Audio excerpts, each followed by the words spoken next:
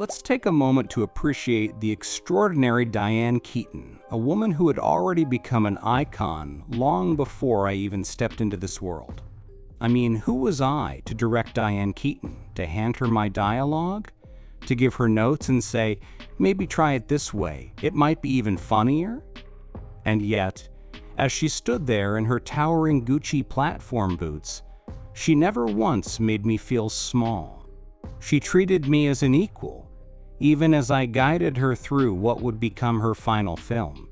Many will forever remember Diane for her brilliant performances, that infectious laugh that could light up an entire room, or her uncanny ability to bring humor to even the toughest, longest night shoots. But for me, it's what she taught me about being a woman that will stay with me most. Diane didn't just live in this world, she reshaped it. She carved out her own place, unapologetically herself.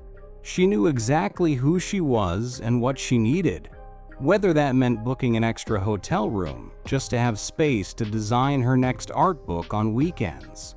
Work was her passion, and she almost never took a day off.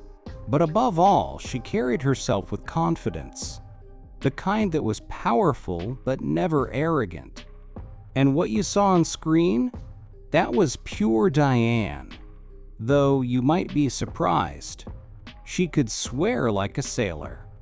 Her eccentricity wasn't some Hollywood performance, it was genuine.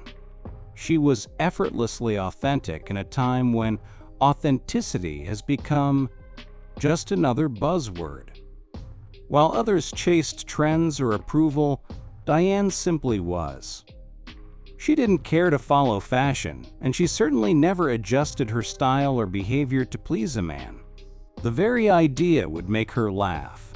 If she ever thought about the so-called male gaze early in her career, by the time I knew her, it simply didn't exist in her world. Her sense of freedom and individuality drew people in. She'd chat and joke with anyone on set, especially those brave enough to match her quick wit. And more than once, I watched young cameramen completely melt as she walked away, unaware of the quiet power she carried. Diane lived in a world of her own making, one untouched by the trivial worries that consume so many of us. There was something beautifully childlike about her, an energy, a curiosity, a pure love for life. Whether she was talking with her co-stars or an intern, she met everyone with the same warmth and openness. She wasn't without fear, but she faced every challenge head-on. I'll never forget when, after an hour of hesitation and laughter, she finally agreed, at 77, to leap off a zipline platform for the final shot of our movie. That was Diane. Fearless, determined, and game for anything. It's only now that it hits me. After a career filled with iconic roles, awards, and countless achievements, it was with me that she spent her last day on a film set. We filmed late into the night, well past schedule. She was clearly tired. 6 grueling weeks of climbing mountains in Asheville, shooting in freezing rivers, doing her own stunts, even an all-day food fight scene. But she never once gave less than her all. On her days off, she was still flying around to promote another movie.